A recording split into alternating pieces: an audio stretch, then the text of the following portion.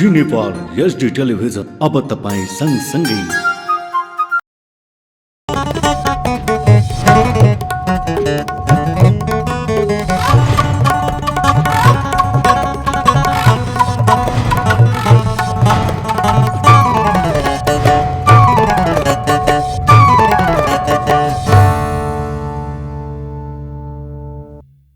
नमस्कार, जी नेपाल न्यूजमा यहाँलाई स्वागत छ। म करुणा। सुरु गरौं प्रमुख समाचारका शीर्षकहरूबाट। संसद छेउमा देखेका समस्या सुधार गरेर अगाडि बढ्नुपर्ने राष्ट्रिय सभाका अध्यक्ष तिमल सिन्हाको भनाई। संसद अधिवेशनलाई छिटो, छरितो र प्रभावकारी बनाउन कर्मचारीहरू प्रतिबद्ध हुनुपर्ने धारणा।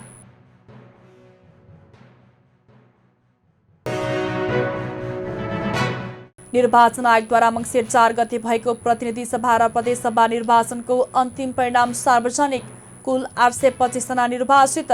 प्रतिवेदन बिहीबार राष्ट्रपतिलाई बुझाउने तयारी।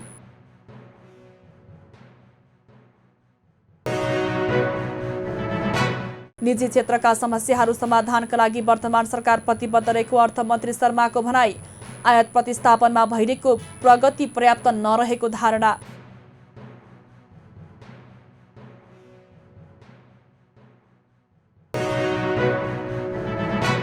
युक्रेनलाई पुनर्निर्माणका लागि 1 अर्ब युरो सहयोग गर्ने पेरिस सम्मेलनको प्रतिबद्धता। उक्त सहयोग ऋण नभई उपहार रहेको फ्रान्सका विदेश मन्त्री कोलोनाको भनाई।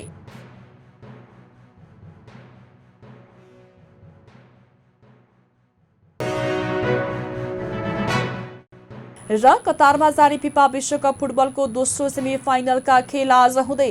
खेल राति 1:15 बजेबाट सुरु। खेलमा फ्रान्स र मोरक्को बीच कडा प्रतिस्पर्धा हुने।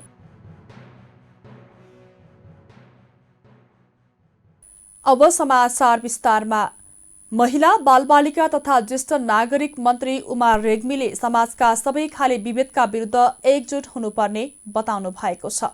राष्ट्रिय आदिवासी जनजाति महिला महासंघको 8औं राष्ट्रिय महाधिवेशन उद्घाटन गर्दै मन्त्री रेग्मीले नस्लीय विभेद, लैङ्गिक विभेद लगायत सबै खाले विभेदका विरुद्ध एकजुट हुनुपर्ने बताउनु भएको हो। उहाँले पितृसत्तावाद, अन्धविश्वास, रूढिवादी सामन्तवाद अझै हावी रहेकाले सबै महिलाहरू पनि एकजुट भएर अधिकारका लागि लड्नुपर्ने भन्दै जातिवादमा गए आन्दोलन कमजोर हुने धारणा राख्नु भएको छ। अहिले पनि अधिकारको कुरा गर्दा सबैभन्दा बढी आदिवासी महिलाहरूले अधिकार पाएकाले प्राप्त अधिकारलाई रक्षा गर्नुपर्ने उहाँले बताउनुभयो। आदिवासी जनजातिहरूकै जनसङ्ख्या धेरै छ। खसारेको भन्दा पनि आदिवासी जनसङ्ख्या धेरै छ। त्यसकारणले समग्र महिलाहरूलाई हेर्नुपर्ने हुन्छ र मलाई यो कार्यपत्र भर्खर अध्यक्षज्यूले प्रस्तुत गर्नुभयो। एक कुरा कमेन्ट गर्न मन लाग्छ हो पितृसत्तावाद, अन्धविश्वासी, रूढिवादी परम्परा, सामन्तवाद अझै पुरै हावी छ। त्यसका विरुद्ध महिलाहरू, सबै खाले महिलाहरू, एउटा मात्रै होइन, सबै खाले महिलाहरू, सबै जातका महिलाहरू एकजुट भएर अधिकारका निमित्त लड्नुपर्छ। तर हामीले बाहुनवाद, थारूवाद, गुरुङवाद, जनजातिवाद भनेर छुट्याउन थाल्यौँ भने हाम्रो आन्दोलन चाहिँ कमजोर हुन्छ। त्यसकारणले मलाई चाहिँ यो छुट्याएर गर्ने कुरा नगर्नु होला। सबैलाई समग्रमा हामी महिला भनेपछि हामी सबै महिलाको कुरा छ। महिलाले अधिकार पाउँदा सबभन्दा बढी आदिवासी महिलाले अधिकार पाएको छ। तपाईँहरू हेर्नु होला। त्यसो भएको हुँदा यसरी चाहिँ छुट्टा छुट्टै नगर्नु होला भन्ने लाग्छ। अर्को खस नेपाली भाषा, हिन्दू धर्म, संस्कृतिको एकाधिकारको सिद्धान्त। हिन्दू धर्म र संस्कृतिलाई कोही पनि एकाधिकार हुँदैन। हिन्दू धर्म संस्कृति जसले नै मान्न पाइन्छ, तर धार्मिक स्वतन्त्रता छ। धर्मनिरपेक्षता भनेर लेखे पनि धार्मिक स्वतन्त्रता छ। जसलाई जुन धर्म मान्न मन लागे पनि पाइने अवस्था मुलुकमा छ। कसैले बौद्ध धर्म मान्न मन लाग्छ, कसैले हिन्दू धर्म मान्न मन लाग्छ, कसैलाई अरू धर्म मान्न मन लाग्दा पनि धार्मिक स्वतन्त्रता नै छ।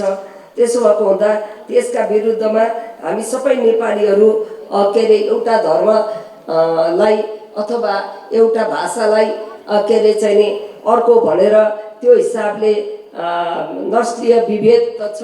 त्यति मात्रै नस्लीय विभेद होइन, लैङ्गिक विभेदै छ। यो लैङ्गिक विभेदकै मन्त्री रेग्मीले मुलुकमा धार्मिक स्वतन्त्रता रहेकाले कुनै धर्मको विरुद्धमा लाग्न नहुनेमा जोड दिनु भएको छ।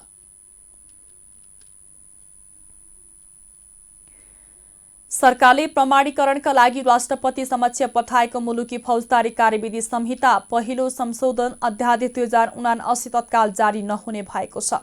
टिकापुर घटनामा दोषी ठहर भई जन्मकैदको सजाय भोगिरहेका रेशम चौधरी सहितलाई छुटाउन ल्याइएको अध्यादेश राष्ट्रपति विद्यादेवी भण्डारीबाट जारी हुने सम्भावना कम देखिएको छ। तत्कालीन केपी शर्मा ओली सरकारले पठाए लगतै प्रमाणीकरण गरेर जारी गरेकी राष्ट्रपति भण्डारीले गत सोमबार वर्तमान शेरबहादुर देउवा सरकारले पठाएको अध्यादेश जारी गर्ने मनस्थिति नरहेको बुझिन्छ। 3 दिन भइसक्दा समेत उक्त अध्यादेशबारे राष्ट्रपति भण्डारीले जारी गर्ने सुरसार गर्नुभएको छैन। गत आइतबार बसेको मन्त्री परिषदको बैठकको निर्णय अनुसार सरकारले सोमबार मुलुकी फौजदारी कार्यविधि संहिता 2074 को दफा 116 संशोधन गर्न मुलुकी फौजदारी कार्यविधि संहिता पहिलो संशोधन अध्यादेश 2079 राष्ट्रपति समक्ष पेश गरेको थियो। राष्ट्रिय सभाका अध्यक्ष गणेश प्रसाद तिमल सिन्हाले संसद सेवामा देखिएका समस्या सुधार गरेर अगाडि बढ्नुपर्ने बताउनु भएको छ। 16औं संघीय संसद दिवसका अवसरमा संघीय संसद सचिवालयले बुधबार सिंहदरबारमा आयोजना गरेको कार्यक्रममा अध्यक्ष तिमल सिन्हाले सरकार र संसद बीचमा समन्वय गर्दै समस्या सुधार गर्दै लैजानुपर्ने बताउनु भएको हो। संसद अधिवेशनलाई छिटो छरितो र प्रभावकारी बनाउन तथा समितिलाई चुस्त दुरुस्त ढंगले चलाउन कर्मचारीहरू पनि प्रतिबद्ध भएर लाग्नुपर्ने उहाँले बताउनु भएको छ। उहाँले संसद सेवाको स्वायत्ततालाई अझ प्रभावकारी बनाउने, यसको प्रभावकारितालाई जनमुखी बनाउने विषयलाई सम्बोधन गर्न लाग्ने धारणा राख्नुभयो। अध्यक्ष तिमल सिन्हाले अहिले नै कर्मचारीको सेवा सुविधा वृद्धि भन्दा पनि परिणामको विषय मुख्य भएको बताउनु भएको छ। आफू राष्ट्रिय सभाका अध्यक्ष भएपछि कुनै पनि विषयमा पक्षपात नगरेको भन्दै पक्षपात भएको कसैले प्रमाणित गरे आफूले राजीनामा दिने बताउनुभयो।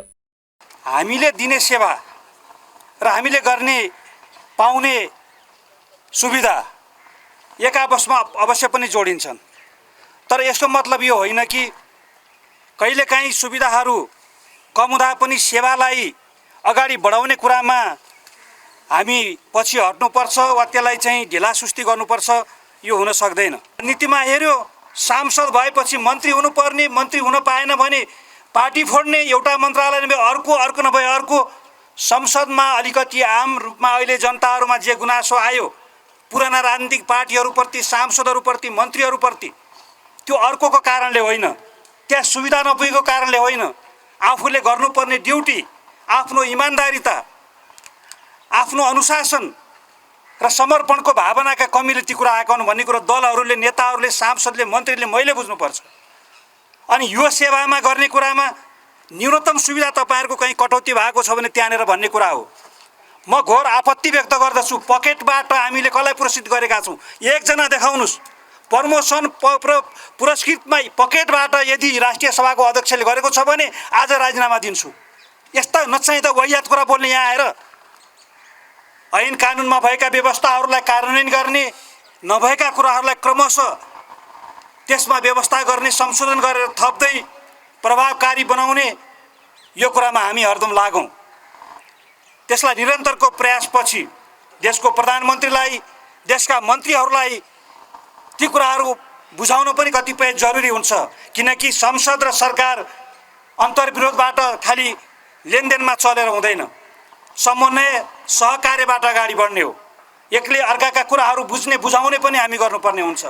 अब भावी नेतृत्वसँग हामी त्यो ढङ्गले छलफल सक। त्यस्तै संघीय संसद सचिवालयका महासचिव भरतराज गौतमले संसद सेवालाई प्रभावकारी र जनमुखी बनाउन मातहतका कर्मचारीले निर्देशन दिनु भएको छ।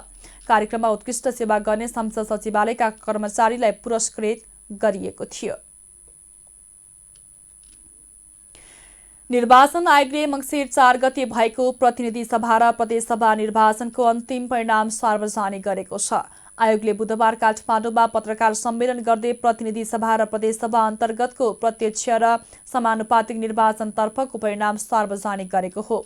प्रतिवेदन बिहिबार राष्ट्रपतिलाई बुझाउने र पुस 2 गते आयोग पदाधिकारीले सातै प्रदेशमा प्रदेश प्रमुखलाई प्रतिवेदन बुझाउने प्रमुख निर्वाचन आयुक्त दिनेश कुमार थपलियाले जानकारी दिनुभएको छ।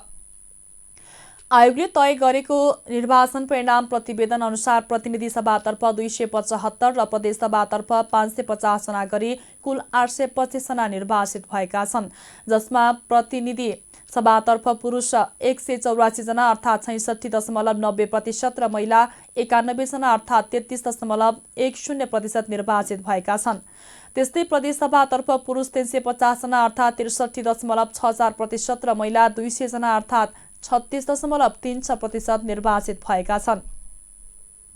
प्रतिनिधि सभा सदस्य निर्वाचनको पहिलो हुने निर्वाचित हुने निर्वाचनमा 1,10,47,034 61.41% मतदान भएको थियो, जसमध्ये 1,04,87,958 मत सदर भएको थियो भने 5.06% मत बदर भएको प्रमुख निर्वाचन आयुक्त थपलियाले जानकारी दिनुभएको छ। 79 मङ्सिर 29 गते सम्मान्य राष्ट्रपतिज्यू समक्ष प्रतिनिधि सभा सदस्य निर्वाचन 2079 को परिणाम सहितको प्रतिवेदन प्रस्तुत गर्ने कार्यक्रम रहेको छ।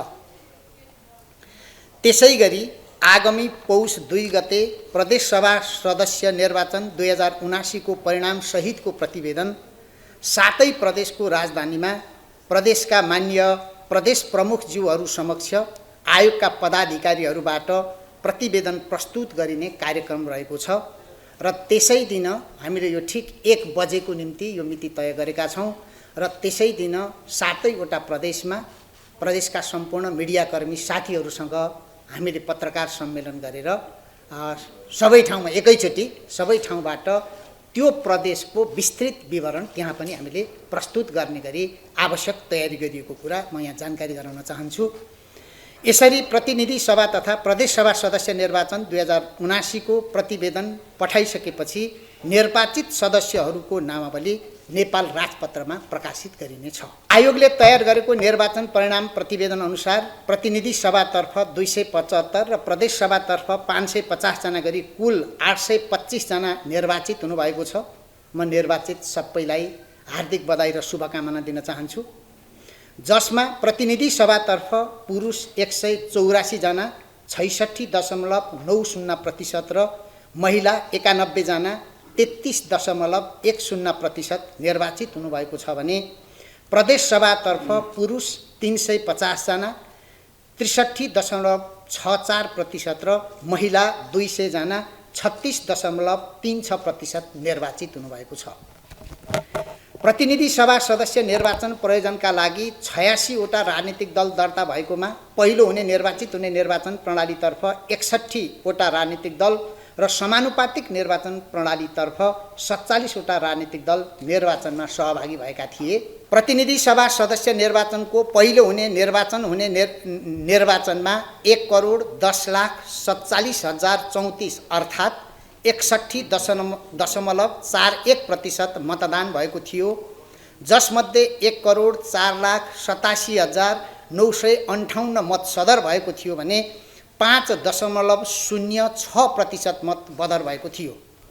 सोही सभाको समानुपातिक निर्वाचन प्रणालीतर्फ 1,11,26,226 अर्थात् 61.85% मतदान भएकोमा 1,05,60,082 मत सदर भई 5.09% मत बदर भएको थियो। प्रदेश सभातर्फ पहिलो हुने निर्वाचित हुने निर्वाचन प्रणालीका लागि 1,10,34,500 अर्थात् 61.36% मतदान भएको थियो, जसमध्ये 1,05,85,300 मत सदर भएको थियो भने 4.07% मत बदर भएको थियो। सोही सभाको समानुपातिक निर्वाचन प्रणालीतर्फ 1,10,28,376 अर्थात् 61.31% मतदान भएकोमा 1,03,06,011 मत सदर भई 6.55% मत। त्यस्तै प्रतिनिधि सभाको समानुपातिक निर्वाचन प्रणालीतर्फ 1,11,26,226 61.85% मतदान भएकोमा 1,05,60,082 मत सदर भई 5.09% मत बदर भएको थियो। प्रदेश सभातर्फ पहिलो हुने निर्वाचित हुने निर्वाचन प्रणालीका लागि 1,10,34,500 61.36% मतदान भएको थियो, जसमध्ये 1,05,85,082 85,300 मत सदर भएको थियो भने 4.07% मत बदर भएको थियो। समानुपातिक निर्वाचन प्रणालीतर्फ 1,10,28,376 61.31% मतदान भएकोमा 1,03,06,011 मत सदर भई 6.55% मत बदर भएको थपलियाले बताउनु भएको छ। प्रतिनिधि सभातर्फ पुरुष 1,772 र महिला 189 गरी जम्मा 1,961 जना तथा प्रदेश सभातर्फ पुरुष 2,086, महिला 237 र अन्य एक गरी जम्मा 2,324 जना गरी जम्मा 4,285 जना उम्मेद्वारको धरौटी रकम जफत भएको आयोगले जनाएको छ। निर्वाचनबाट 7 वटा राजनीतिक दलले राष्ट्रिय दलको मान्यता प्राप्त गरेका छन्। प्रतिनिधि सभा सदस्य निर्वाचन प्रयोजनका लागि 86 वटा राजनीतिक दल दर्ता भएकोमा पहिलो हुने निर्वाचित हुने निर्वाचन प्रणालीतर्फ 61 वटा राजनीतिक दल र समानुपातिक निर्वाचन प्रणालीतर्फ 47 वटा राजनीतिक दल निर्वाचनमा सहभागी भएका थिए। प्रतिनिधि सभा तथा प्रदेश सभा सदस्य निर्वाचन 2079 को प्रतिवेदन पठाइसकेपछि निर्वाचित सदस्यहरूको नामावली नेपाल राजपत्रमा प्रकाशित गरिने आयोगले जनाएको छ।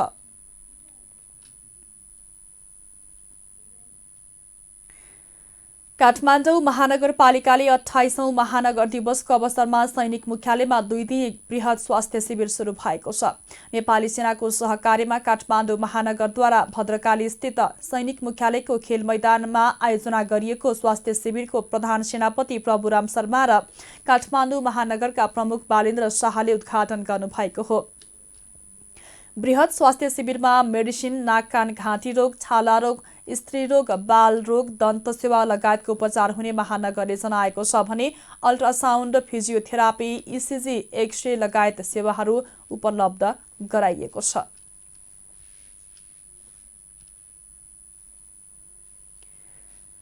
फौजदारी संहिता कार्यविधि सम्बन्धमा सरकारले सिफारिस गरेको अध्यादेश अविलम्ब प्रमाणीकरण गर्न माग गर्दै थारू कल्याणकारिणी सभा थरूहट थारूवान संयुक्त सङ्घर्ष समितिले काठमाडौँको माइतीघरमा प्रदर्शन गरेको छ। सरकारले ल्याएको अध्यादेश संविधान सम्मत भएको यसलाई प्रमाणीकरण गर्नुपर्ने उनीहरूको भनाइ छ। समितिले अध्यादेश प्रमाणीकरण नभएसम्म निरन्तर रूपमा दबावका कार्यक्रम गर्ने पनि जनाएका छन्। राजनीतिक मुद्दाहरू राजनीतिक तवरले समाधान गर्नुपर्ने उनीहरूको माग छ। मङ्सिर 4 गते सम्पन्न भएको प्रतिनिधि सभा तथा प्रदेश सभाको अन्तिम मतपरिणाम सार्वजनिक भइसकेको छ। दलहरूले समानुपातिक तर्फको उम्मेद्वारहरूको त्रुटि सच्याएर आयोगमा पठाइसकेका छन्। निर्वाचन आयोगले पनि दलहरूको विवरण सहितको प्रतिवेदन राष्ट्रपति समक्ष पेश गर्दैछ। अब नयाँ सरकार कसरी बन्छ र सभामुख कुन दलको पुल्टामा पर्छ भन्ने सबैको मनमा कौतूहलता छाएको छ। एक रिपोर्ट। प्रतिनिधि सभा तथा प्रदेश सभाको प्रत्यक्ष र समानुपातिक तर्फको अन्तिम नतिजा सार्वजनिक भइसकेको छ। दलहरूले समानुपातिक सूची सच्याएर पठाइसकेपछि आयोगले सम्पूर्ण विवरण सहित सांसदको नाम राष्ट्रपति समक्ष पेश गर्नुपर्नेछ। बिहिबार निर्वाचन आयोगले राष्ट्रपति समक्ष सम्पूर्ण निर्वाचन परिणाम सहितको प्रतिवेदन पेश गर्दैछ। प्रतिवेदन पेशसँगै अब नयाँ सरकार गठन र संसदीय प्रक्रिया अघि बढ्नेछ। प्रतिनिधि सभाको पहिलो बैठक प्रारम्भ भएको मितिले 15 दिनभित्र प्रतिनिधि सभाका सदस्यले आफू मध्येबाट सभामुख र उपसभामुखको चुनाव गर्नुपर्ने हुन्छ। संसद सचिवालयले उमेरका आधारमा सबैभन्दा पहिला ज्येष्ठ सदस्यको पहिचान गर्छ। ज्येष्ठ सदस्यको पहिचान भएपछि ज्येष्ठ सदस्यलाई राष्ट्रपतिबाट शपथ ग्रहण गराउने कार्यक्रमको तयारीका लागि राष्ट्रपतिको कार्यालयमा पत्र पठाइन्छ। ज्येष्ठ सदस्यले शपथ ग्रहण गरिसकेपछि ज्येष्ठ सदस्यबाट अन्य प्रतिनिधि सभाका सदस्यलाई शपथ ग्रहण गराउनका लागि संसद सचिवालयले सम्पूर्ण दल र सदस्यमा सूचना जारी गर्छ। शपथ ग्रहणपछि सम्बन्धित दलहरूसँग सम्पर्क स्थापित गर्ने र दलहरूलाई संसदीय दलका कार्यालय उपलब्ध गराउने काम संसद सचिवालयको रहन्छ। सबै दलको सम्पर्क स्थापित गरिसकेपछि सर्वदलीय बैठकको तयारी र व्यवस्थापनको काम संसद सचिवालयले गर्नेछ। पहिलो सर्वदलीय बैठकमा सबै दलको प्रतिनिधि रहने गरी बैठक बोलाउने र बैठकमा आउँदो संसदको पहिलो बैठकको एजेन्डा के हुने, के कस्ता विषयहरू लैजाने भन्ने बारेमा छलफल र निर्णय हुन्छ। साथै त्यही सर्वदलीय बैठकमा नै सभाको अध्यक्षता गर्ने अध्यक्ष मण्डल चयन हुनेछ। सर्वदलीय बैठकमा संसदको पहिलो बैठकमा दलका नेताहरूले सम्बोधन गर्ने कि नगर्ने भन्ने बारेमा निर्णय हुनेछ। साथै त्यही बैठकमा नै दलहरूलाई सिट प्लानको बारेमा संसद सचिवालयले जानकारी पनि गराउँछ। संसद बैठकको अध्यक्षता भने ज्येष्ठ सदस्यले गर्ने प्रावधान रहेको छ। सरकारले राष्ट्रपति समक्ष संसद आह्वानका लागि पेश गरेको पत्र राष्ट्रपति कार्यालयले संसद सचिवालयमा पठाइसकेपछि संसद आह्वानको पत्र पढेर सुनाइसकेपछि ज्येष्ठ सदस्य सभामुखबाट सदस्यको स्वागत हुन्छ। दलका नेताहरूले बोल्ने निर्णय सर्वदलीय बैठकमा तय भएमा दलका नेताहरूले सम्बोधन गर्नेछन्। आउँदा दिनमा सभामुख उपसभामुखको चुनाव नभएसम्मका लागि बैठकको अध्यक्षता गर्ने अध्यक्ष मण्डलको पनि सँगै चयन हुने र त्यही बैठकमा यस बीचमा सरकारबाट कुनै अध्यादेश जारी भएका भए ती अध्यादेश पनि पहिलो बैठकमा पेश गर्नुपर्ने हुन्छ। दलहरूले सहमतिबाट सभामुखको निर्वाचन प्रक्रिया अघि बढाउने कुरा सर्वदलीय बैठकमा नै टुङ्गो लागेको खण्डमा भने पहिलो बैठकबाट नै सभामुखको निर्वाचनको प्रक्रिया प्रारम्भ हुनेछ। संसदको पहिलो बैठकमा नै आउँदो बैठकको बारेमा पनि जानकारी गराइन्छ। त्यस्तै संसदको कुनै एक बैठकले सभामुखको निर्वाचनको मिति तोक्छ। सम्भवतः पहिलो बैठकबाट नै सभामुख र उपसभामुखको निर्वाचनको मिति तोकिन सक्छ। संसद बैठकले निर्वाचनको मिति निर्धारण भएपछि सभामुखको निर्वाचन सम्बन्धी कार्यतालिका प्रकाशन गर्न महासचिवलाई निर्देशन दिन्छ। त्यसपछि मात्रै संसद सचिवालयका महासचिवले सभामुखको निर्वाचन सम्बन्धी कार्यतालिका प्रकाशन गर्नेछन्। निर्वाचनको दिन कुनै सदस्यले कुनै अर्को सदस्यलाई सभामुखको निर्वाचन गरियोस् भनेर प्रस्ताव पेश गर्नुपर्ने हुन्छ। निर्वाचनको दिन कुनै सदस्यले कुनै अर्को सदस्यलाई सभामुखको निर्वाचन गरियोस् भनेर प्रस्ताव पेश गरेको भए त्यस्तो प्रस्तावक र समर्थक सदस्यले संसदमा बोल्नुपर्ने हुन्छ। त्यस्ता प्रस्तावक र समर्थक सदस्यले पालैपालो बोलिसकेपछि ती प्रस्तावलाई निर्णयार्थ पेश गरिने प्रावधान छ। एकभन्दा बढी प्रस्ताव आए दर्ता क्रम अनुसार पालैपालो निर्णयार्थ पेश गरिनेछ। प्रस्तावमाथि निर्णय गर्न बैठकमा मत विभाजन पनि गरिन्छ। एक मात्र प्रस्ताव आए मत विभाजनमा लैजानु पर्दैन। त्यसपछि सभामुखको निर्वाचन प्रक्रिया प्रारम्भ हुनेछ। निर्वाचन सकिएपछि निर्वाचित सभामुखको घोषणा ज्येष्ठ सदस्यले गर्नेछन्। यसैगरी प्रतिनिधि सभाको बैठकबाट नै प्रधानमन्त्रीको निर्वाचन प्रक्रिया पनि अघि बढ्छ। संविधानको धारा 76 को एक बमोजिम राष्ट्रपतिले प्रतिनिधि सभामा बहुमत प्राप्त संसदीय दलको नेतालाई प्रधानमन्त्री नियुक्त गर्नेछ र उसको अध्यक्षतामा मन्त्री परिषदको गठन हुनेछ। तर यो निर्वाचनबाट कुनै एक दलको मात्र स्पष्ट बहुमत नपुगेकाले संविधानको धारा 76 को उपधारा 2(1) बमोजिम प्रतिनिधि सभामा प्रतिनिधित्व गर्ने 2 वा 2 भन्दा बढी दलको समर्थनमा बहुमत प्राप्त गर्न सक्ने प्रतिनिधि सभाको सदस्यलाई राष्ट्रपतिले प्रधानमन्त्रीमा नियुक्त गर्छ। प्रतिनिधि सभाको निर्वाचनको अन्तिम परिणाम घोषणा भएको मितिले 30 दिनभित्र उपधारा 2 बमोजिम प्रधानमन्त्री नियुक्त हुन सक्ने अवस्था नभएमा वा त्यसरी नियुक्त प्रधानमन्त्रीले उपधारा 4 बमोजिम विश्वासको मत प्राप्त गर्न नसकेमा राष्ट्रपतिले प्रतिनिधि सभामा सबैभन्दा बढी सदस्य भएको दलको संसदीय नेतालाई प्रधानमन्त्री नियुक्त गर्नेछ। संविधानको धारा 76 को उपधारा 4 को 2 वा 3 बमोजिम नियुक्त प्रधानमन्त्रीले 30 दिनभित्र प्रतिनिधि सभाबाट विश्वासको मत प्राप्त गर्नुपर्ने हुन्छ। खेमा जोशी, काठमाडौँ। मधेसी आयोगले सरकार किसानको समस्याप्रति गम्भीर नभएको भन्दै चिन्ता व्यक्त गरेको छ। आयोगले बुधबार एक विज्ञप्ति जारी गर्दै मङ्सिरको अन्तिम समयसम्म पनि किसानको धान सरकारका सरकारवाला निकायहरूले खरिद नगर्नु दुःखद भएको बताएको छ। सरकारले धानको मूल्य निर्धारण गरे पनि खरिद नगर्दा किसानले बिचौलियालाई कम मूल्यमा बाध्यात्मक रूपमा बेच्नु परेको कुरा गम्भीर र जटिल समस्या रहेको भन्दै यो समस्या तत्काल समाधान गर्न आग्रह गरेको छ। आयोगले विगतको दिनमा पनि किसानहरूले मलखातका लागि आन्दोलन भइरहेको भन्दै अबको दिनमा यस्ता समस्याहरूलाई सरकारले अलग्गै संयन्त्र बनाई समस्या समाधान हुने गरी काम गर्न सम्बन्धित सबै पक्षलाई ध्यानाकर्षण गराएको छ। बाँकीको नरेनापुर गाउँपालिकाले अतिक्रमित गरी बनाएका घर टहरा भत्काउन सुरु गरेको छ। पहिलो चरणमा नरेनापुर वडा नम्बर 1 को महतिनियाबाट घर भत्काउन सुरु गरिएको छ। गाउँपालिकालाई व्यवस्थित गर्न सुरु गरेको योजना अनुरूप घर टहरा भत्काउन सुरु गरेको वडा नम्बर 1 का अध्यक्ष इसाक जोलाहाले बताउनुभयो। उहाँले वडा सदस्य रियाज खाले अतिक्रमण गरी बनाएको घर भत्काउन पटक पटक लिखित जानकारी गराए पनि घर नभत्काएपछि रोजर लगाउन बाध्य भएको बताउनु भएको छ। गाउँपालिकाभित्र सार्वजनिक जग्गालाई मिचेर बनाएका घर तथा अन्य पक्की संरचना गाउँपालिकाले रोजर लगाएर भत्काउने प्रमुख प्रशासकीय अधिकृत मणिराम खरालले बताउनुभयो। पालिकालाई व्यवस्थित बनाउने लक्ष्य अनुरूप पहिलो चरणमा अतिक्रमण गरेर बनाइएका घरहरू भत्काउन थालेको नरेनापुर गाउँपालिकाका अध्यक्ष इस्तियाक अहमद शाहले बताउनु भएको छ। सार्वजनिक सम्पत्तिको दोहन गरी कसैले पनि यसरी संरचना बनाउन पाइँदैन, अध्यक्ष शाहले भन्नुभयो। नियम बिचेर बनाएका यस्ता संरचना क्रमशः गाउँपालिकाले भत्काउँदै जाने बताइएको छ। नेपालगञ्जमा यही मङ्सिर 29 गते हुन लागेको नेपथ्य लाइभ कन्सर्टका लागि यहाँ आइपुगेका नेपथ्य ब्यान्डको चर्चित गायक अमृत गुरुङसँग मङ्गलबार भेटघाट तथा अभिवादन कार्यक्रम गरिएको छ।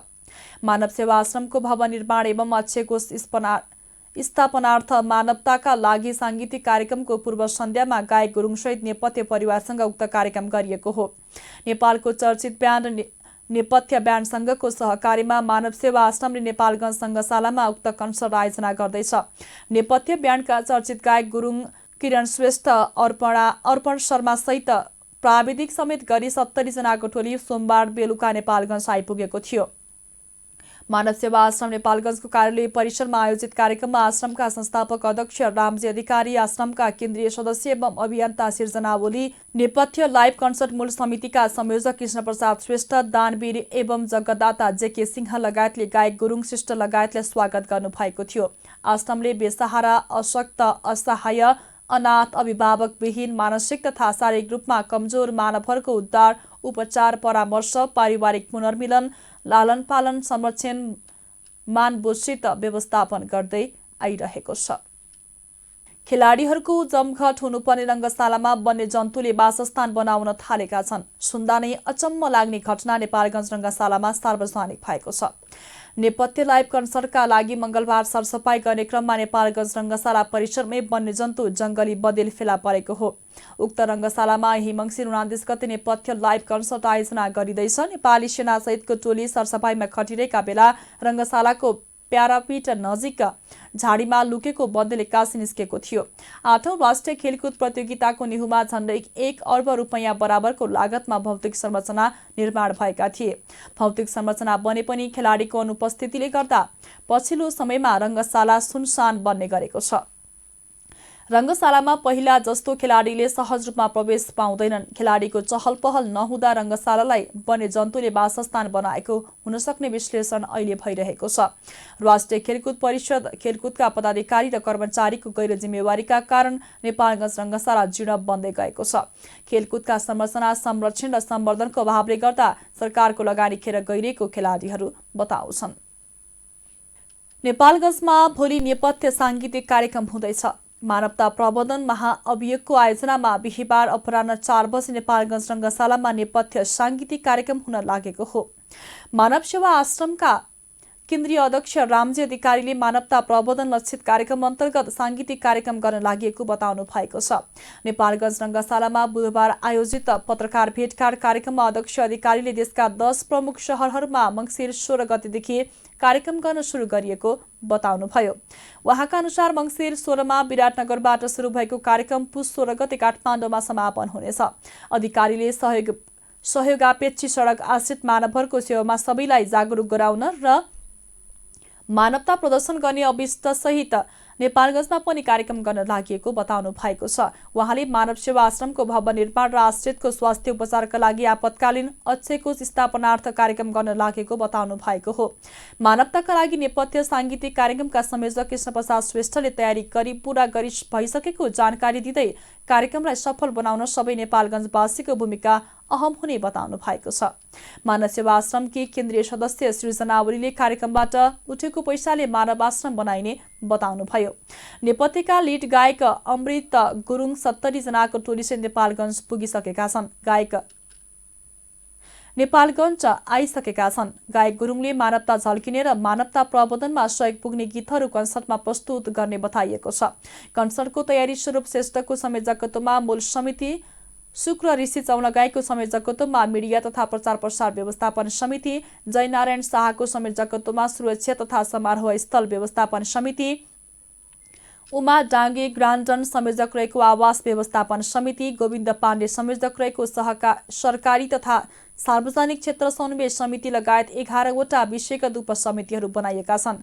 आश्रमले बेसहारा, अशक्त, असहाय, अनाथ, अभिभावकविहीन, मानसिक तथा शारीरिक रूपमा कमजोर मानवहरूको उद्धार, उपचार, परामर्श, पारिवारिक पुनर्मिलन, लालन पालन, संरक्षण, मनोबोधित व्यवस्थापन गर्दै आइरहेको छ। दानवीर एवं समाजसेवी जयकेश र सिंहले मानव सेवाश्रमको भवन निर्माणका लागि डुडुवा गाउँपालिका वडा नम्बर 6 मा जग्गा दान गरेपछि भवन निर्माण प्रक्रिया सुरु हुन लागेको छ। सिङ्गो नेपाल राष्ट्रलाई नै सहयोगापेक्षी सडक आश्रित मानव मुक्त राष्ट्र निर्माण गर्ने महाअभियान सहित मानव सेवा आश्रमले यही वैशाख 1 गतेबाट नेपालगञ्ज उपमहानगरपालिकाको वडा नम्बर 10 मा घर भाडामा लिई सेवा सञ्चालन गरिरहेको छ। लुम्बिनी प्रदेशको स्थायी राजधानी देउखुरीमा मुख्यमन्त्री तथा मन्त्री परिषदको कार्यालय उद्घाटन गरिएको छ। प्रदेश प्रमुख अमिक शेरचनले कार्यालयको उद्घाटन गर्नुभएको हो। मुख्यमन्त्री तथा मन्त्री परिषद कार्यालय उद्घाटन गर्दै प्रदेश प्रमुख शेरचनले आजदेखि स्थायी राजधानी कार्यान्वयन भएको बताउनु भएको छ। उहाँले भन्नुभयो, योसँगै स्थायी राजधानी कार्यान्वयन गर्ने महत्त्वपूर्ण काम पनि पूरा भएको छ। प्रदेशसभाको 2/3 बहुमतले निर्णय गरेको स्थायी राजधानी घोषणालाई कार्यान्वयन गर्न वर्तमान सरकारले खेलेको भूमिकाको उच्च प्रशंसा गर्दै शेरचनले अब राजधानी अपायक थलोबाट पायक थलोमा स्थापित भएको बताउनु भएको छ। स्थायी थलोमा कार्यान्वयन भएको राजधानीलाई व्यवस्थित बनाउने दायित्व देउखुरीका बासिन्दाहरूको अहम रहेको भन्दै उहाँले सबैले यसको उचित व्यवस्थापनका लागि साथ दिनुपर्ने बताउनु भएको छ। बाँकेको नरेनापुर गाउँपालिकाको गाउँपालिका स्तरीय विपद पूर्व तयारी तथा प्रतिकार योजना सम्बन्धी कार्यशाला गोष्ठी मङ्गलबार सम्पन्न भएको छ। एसडीएफको पहल र सेभ द चिल्ड्रेनको प्राविधिक सहयोगमा विपद शाखा नरेनापुरको आयोजनामा भएको गाउँपालिका स्तरीय विपद पूर्व तयारी तथा प्रतिकार सम्बन्धी कार्यशाला गोष्ठीमा पालिकाका जनप्रतिनिधिहरू र विभागीय प्रमुखहरू, नेपाल रेड क्रस सोसाइटीका पदाधिकारी, विपदका क्षेत्रमा काम गर्ने कर्मचारीहरूको सहभागिता रहेको थियो। कार्यशालामा नरेनापुर गाउँपालिकाको विपद पूर्व तयारी तथा प्रतिकार योजना निर्माणका लागि कसको कुन ठाउँमा योगदान रहने भन्ने बारेमा कार्यविभाजन समेत गरिएको थियो। बाँके खजुरा गाउँपालिकाले खरको छाना विस्थापित गर्ने कार्यक्रम कार्यान्वयनमा ल्याउने भएको छ। संघीय सरकारबाट विशेष अनुदान अन्तर्गत यो कार्यक्रम सुरुवात गर्न लागि गाउँपालिकाले जनाएको छ। यसभन्दा अघि यहाँका 237 विपन्न परिवारका छाना फेरिएको छ। संघीय सरकारको सहयोगबाट 187 र पालिका आफ्नै सहयोगबाट 50 जना विपन्न परिवारका खरको छाना विस्थापित गरिएको गाउँपालिकाका सूचना अधिकारी दिलबहादुर पौडेलले जानकारी दिनुभयो। उहाँका अनुसार यस आर्थिक वर्षमा यहाँका करिब 160 वटा घर खरको छाना मुक्त गरिनेछ। उहाँले भन्नुभयो, पहिलो चरणमा खरको छाना हटाउने कार्यक्रम छ र दोस्रो चरणमा खपडा टाइल पनि विस्थापित गर्छौं। अहिले खरलाई पहिलो प्राथमिकतामा राखिएको छ। सकारात्मक सोच भए जे पनि गर्न सकिन्छ भन्ने उदाहरणको प्रस्तुति हाल साहु समाज बाँकेले देखाउँदै आइरहेको छ। केही समय अगाडि मात्र लुम्बिनी प्रदेश वन मन्त्री सुरेन्द्र हमाल मार्फत साहु समाजको शौचालय लगायतका निर्माणका लागि 10 लाख बजेट प्राप्त गरी निर्माण कार्य सम्पन्न गरेको समाजले प्रदेश सरकारको थप 40 लाख बजेटबाट धर्मशाला निर्माणका लागि बुधबार शिलान्यास गरिएको छ। नेपालगञ्ज उपमहानगरपालिकाभित्र बसोबास गर्ने असहाय, गरिब, आर्थिक अवस्था कमजोर भएका परिवारहरूका लागि विशेष योजनाका साथ निर्माण हुन लागेको धर्मशालाबाट सम्पूर्णले फाइदा लिन सक्ने साहु समाजका अध्यक्ष हंसराम साहुले बताउनुभयो। 5 महिनादेखि अवरुद्ध रहेको डुडुवा गाउँपालिकाको सभा सञ्चालन हुने भएको छ। आगामी पुस 4 गते गाउँसभा बस्ने तय भएको हो। गाउँपालिकाको मंगलबार बसेको कार्यपालिका बैठकले यस्तो निर्णय गरेको प्रमुख प्रशासकीय अधिकृत कृष्ण प्रसाद पौडेलले जानकारी दिनुभयो। गाउँसभामा चालु आर्थिक वर्षको नीति तथा कार्यक्रम र बजेट प्रस्तुत गरिने उहाँले बताउनु भएको छ। त्यसका लागि स्रोत अनुमान तथा बजेट अनुमान समिति, राजस्व परामर्श समिति र विषयगत समितिको बैठक बसिसकेको छ। अब बजेटको तयारी गरिनेछ। वडा समितिले पुस 1 गतेसम्म वडागत योजनाहरू कार्यपालिकाको बैठकमा पेश गर्नेछन् भने त्यसैका आधारमा योजना तर्जुमा गरिने प्रमुख प्रशासकीय अधिकृत पौडेलले बताउनु भएको छ। कार्यपालिका बैठकमा विपक्षी दलले सहमति गरेपछि सभाको टुङ्गो लागेको गाउँपालिका अध्यक्ष नरेन्द्र कुमार चौधरीले बताउनुभयो।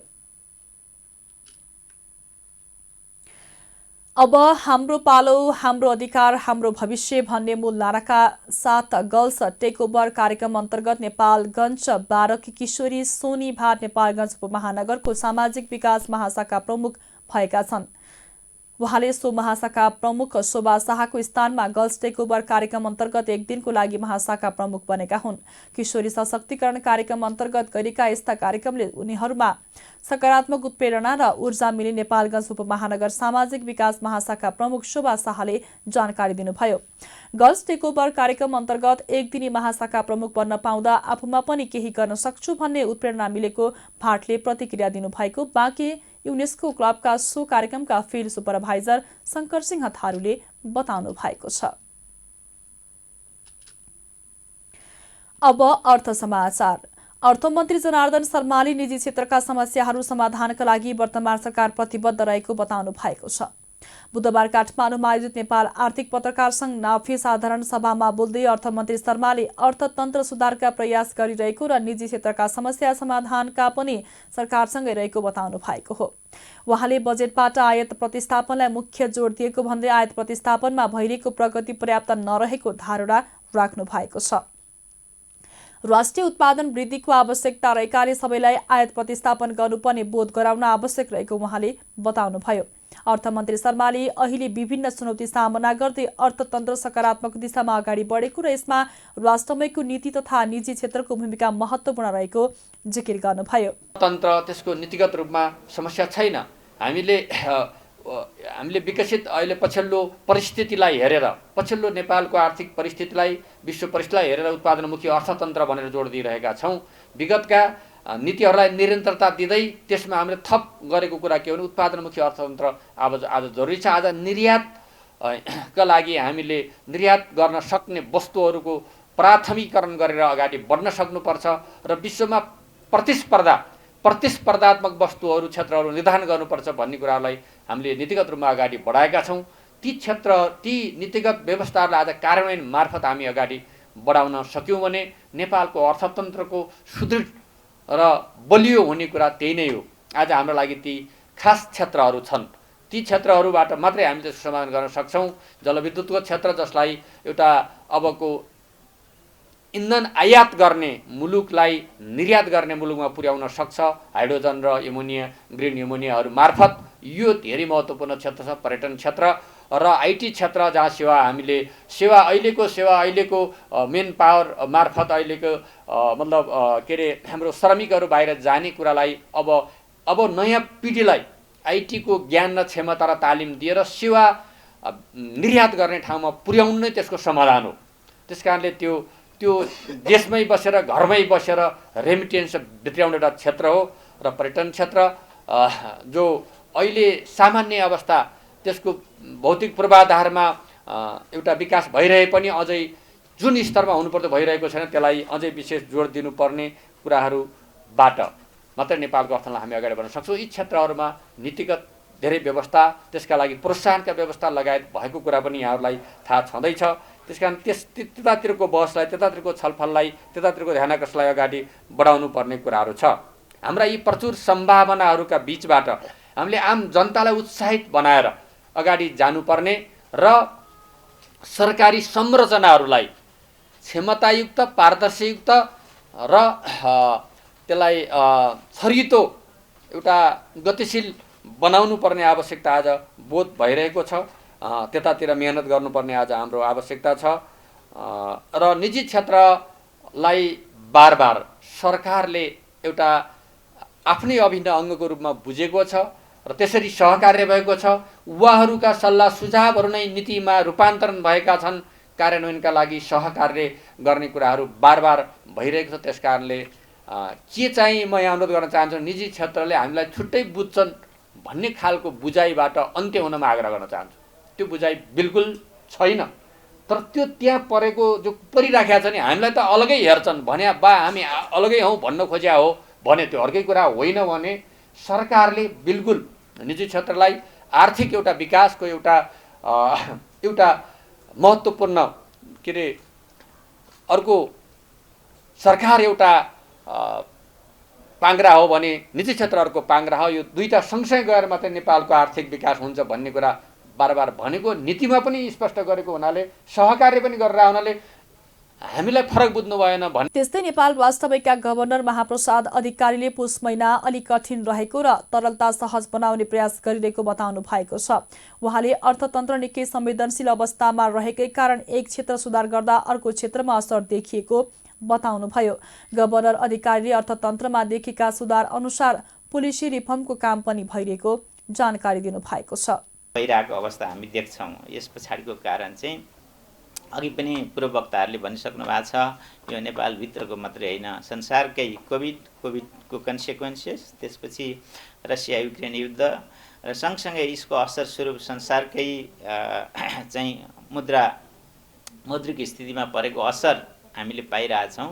जुन खास गरी मुद्रास्फीति बढ्दै जाने, विभिन्न वस्तुहरूको मूल्य बढ्दै जाने हामीले देख्यौँ। तेल लगायत इन्धन लगायतको मूल्य अत्यन्तै बढ्यो हैन। त्यसै गरी यो लजिस्टिक रिलेटेड सिपिङ लगायतको कस्ट पनि सिग्निफिकेन्टली बढ्यो। अहिले नि हेर्नु भने एयरलाइन्सहरूको चाहिँ फेयरहरू सिग्निफिकेन्टली 2.5 टाइम्स बढिरहेको हामी देख्छौँ। यी कुराको असर प्रत्यक्ष अप्रत्यक्ष रूपमा प्रत्येक व्यक्तिको घर चुलोमा परिरहेको स्वाभाविक हो। यसको असर स्वरूप मौद्रिक व्यवस्थापनमा पनि परिरहेछ, जसले गर्दा अधिकांश केन्द्रीय ब्याङ्कहरूले आफ्नो मौद्रिक अवधारणा मौद्रिक नीतिहरू केही न केही टाइटनिङ गर्नुपर्ने बाध्यता छ। जुन टाइटनिङको फलस्वरूप के अरे लिक्विडिटी टाइट हुने र सँगसँगै त्यसको असर स्वरूप चाहिँ ब्याज दर केही बढ्नु स्वाभाविक हो। त्यसलाई हामीले सहनुपर्छ। यो बढेको ब्याज एउटा पोइन्टमा फेरि घट्ने नै छ। यहाँहरूलाई म उदाहरण दिउँ, हामी 2 हप्ता अगाडिसम्म इन्टरब्याङ्क रेट 8.5% चलिरहेको थियो। हाम्रो पोलिसी रेटको अप्पर लिमिटमा चलिरहेको थियो भने हिजोको मात्रै रेट 6.76 मा झरेको छ इन्टरब्याङ्क रेट।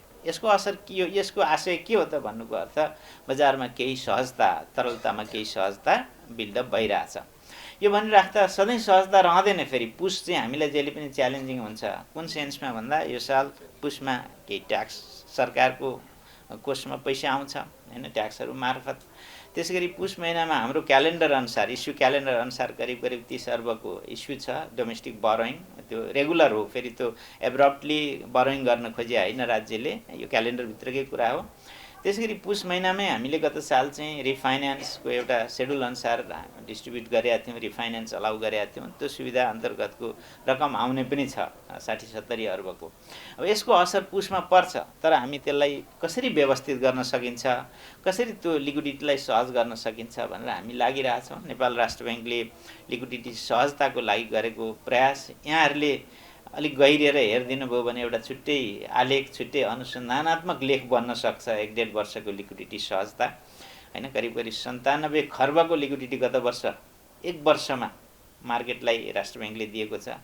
कुनै पोइन्ट अफ टाइममा कन्करेन्टली 2 खर्ब 2.5 खर्ब लिक्विडिटी मार्केटमा राष्ट्र ब्याङ्कले दिएको छ अथवा आफ्नो पैसा बजारलाई दिइरहेछ। त्यसले गर्दा हामीले आफ्नो पार्टबाट गर्नुपर्नेहरू काम गरि नै रहेछौँ, तैपनि बजारमा त्यो खालको सहजता भइरहेको छैन। यो कारण के हो भन्ने सन्दर्भमा हामीले बुझ्न जरुरी छ। त्यस पछाडिको मेन कारण भनेको हाम्रो बिओपी हो। बिओपी किन डेफिसिट भइरहेछ त भन्दा हाम्रो इम्पोर्ट बेसी हो। त्यसै गरी हाम्रो सर्भिसमा पनि नेट डेफिसिट हामी बिहोरिरहेछौँ। पछिल्ला दिनहरूमा चाहिँ राम्रो खालको हामीले यो रेमिटेन्स इन्फ्लो पाइरहेछौँ, जसको असर स्वरूप हामीलाई यो लिक्विडिटी सहजता बनिएको छ।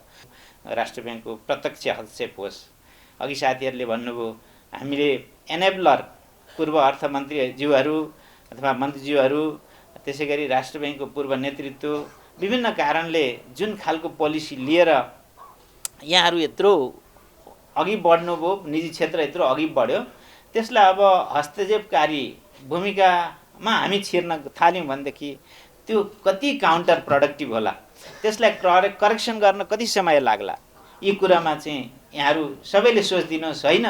पोलिसी त्यही हो भने त राष्ट्र ब्याङ्कलाई त सजिलो हुन्छ, तोकिदियो सिद्धियो। 15% के अरे माइक्रो फाइनेन्सलाई तोकिदिएको छ, अरूलाई पनि 15 तोकिदिउँला, 14 तोकिदिउँला। हाम्रो त टाउको दुखाइ नि घट्छ, धेरै कुरा हेर्नै पर्दैन, एनालाइसिस गर्नै पर्दैन।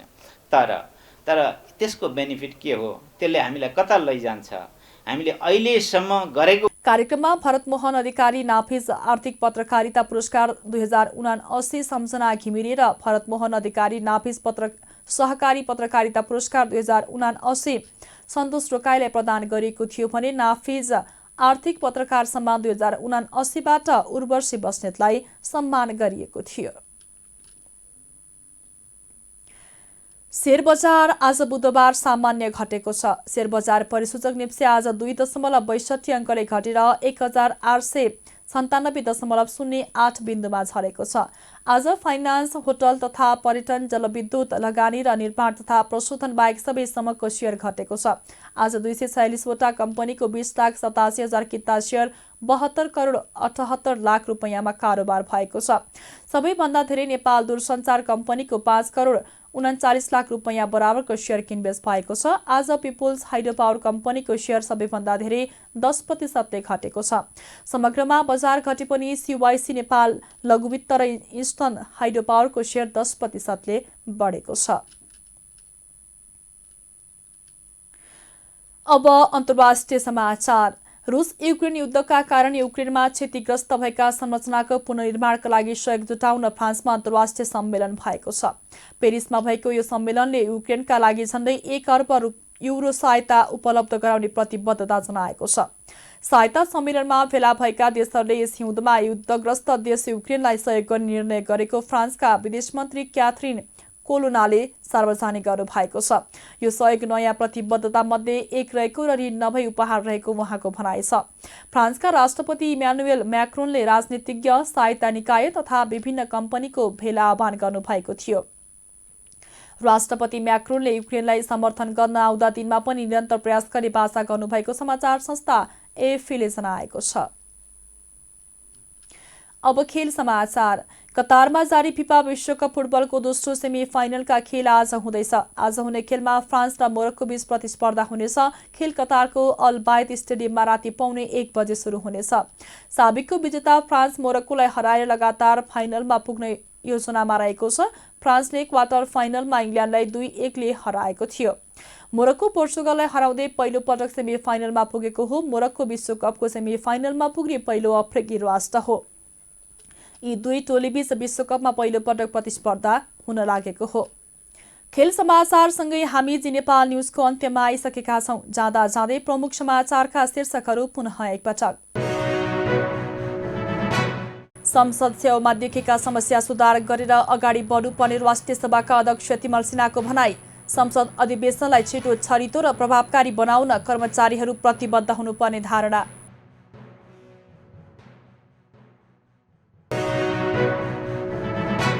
निर्वाचन आयोगद्वारा मङ्सिर 4 गते भएको प्रतिनिधि सभा र प्रदेश सभा निर्वाचनको अन्तिम परिणाम सार्वजनिक।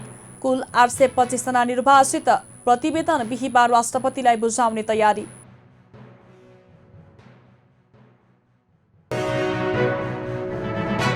निजी क्षेत्रका समस्याहरू समाधानका लागि वर्तमान सरकार प्रतिबद्ध रहेको अर्थमन्त्री शर्माको भनाई।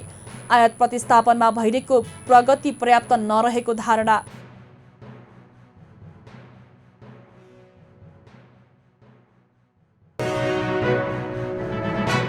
युक्रेनलाई पुनर्निर्माणका लागि 1 अर्ब युरो सहयोग गर्ने पेरिस सम्मेलनको प्रतिबद्धता। उक्त सहयोग ऋण नभई उपहार रहेको फ्रान्सका विदेश मन्त्री कोलोनाको भनाई।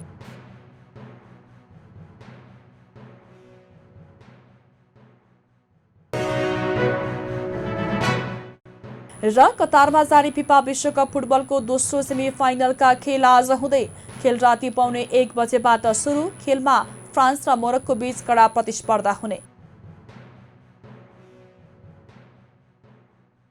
प्रमुख समाचारका शीर्षकसँगै जी नेपाल न्युज यति नै। ताजा समाचार र मनोरञ्जनका लागि जी नेपाल 4K टेलिभिजन हेर्दै रहनुहोला।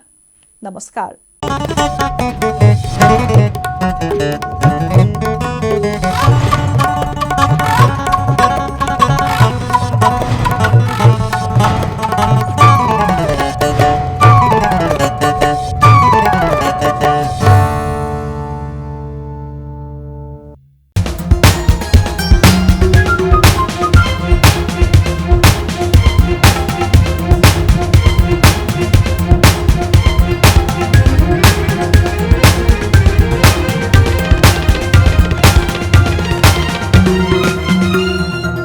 जी नेपाल HD टेलिभिजन अब तपाईँ सँगसँगै